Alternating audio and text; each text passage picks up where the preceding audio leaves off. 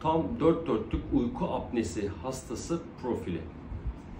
Boyun, gıdık mesafesi, alt çene, dört dörtlük uyku apnesi hastası. Şimdi hastamızın muayenesini yaptığımızda ne gördük? Evet, burnunda ufak tefek sorunlar var.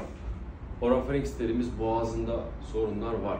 Yani öyle bir genetik deformasyon var ki ve belki de kendi kas yapısından buradaki kaslar çok hipertrofik. Yani dışarı doğru genişlemiş ama aslında içeri doğru da daralmış. Şimdi yapılan uyku testinde ağır uyku apnesi teşhisi konmuş ve CPAP cihazı kullanıyor. Şimdi ben muayenenizi yaptığımda sizin yumuşak damağınızda, küçük dilinizde, damak bölgenizde sarkma var. Ama sizin uyku apnenize neden olan yer dil kökünüzde, aşağıda. Yani ben şimdi burası 2. kat, boğaz bölgesi 1. kat. Burayı ameliyat ettim.